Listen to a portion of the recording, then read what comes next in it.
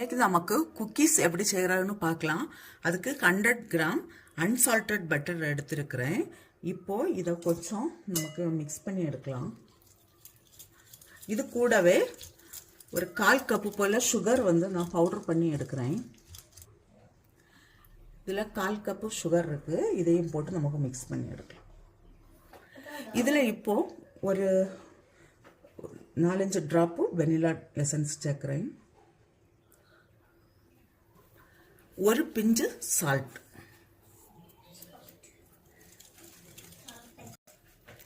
இப்போ இதில் 1 கப்பு மைதா இருக்கு. நான் அதை கொஞ்சம் கொஞ்சமாக போட்டு மிக்ஸ் பண்ணி எடுக்கிறேன்.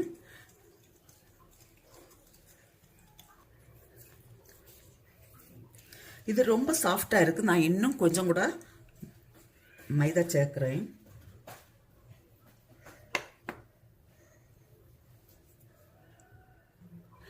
இப்போ இதில் இருந்து கொஞ்சமாக மாவு எடுத்து சின்னதாக ரவுண்டு இது பண்ணி உருட்டி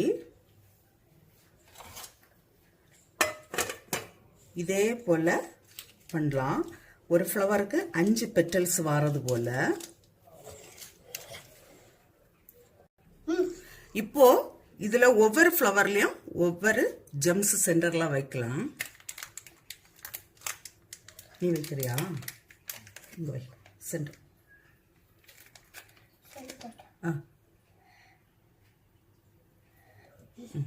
இந்த ஃப்ளவர்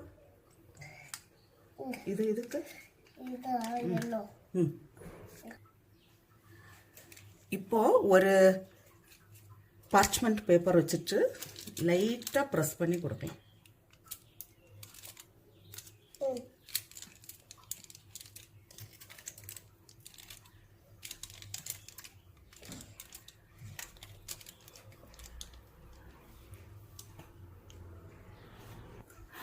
இப்போ இதை நான் ஒரு 15 மினிட்ஸ் பேக் பண்ணி எடுக்கிறேன்.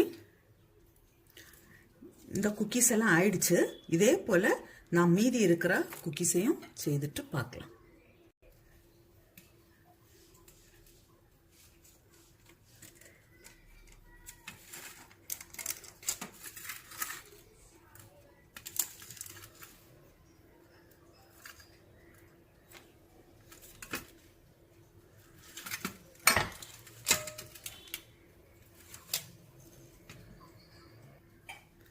ஃப்ளவர் குக்கீஸ் ரெடியாக இருக்குது.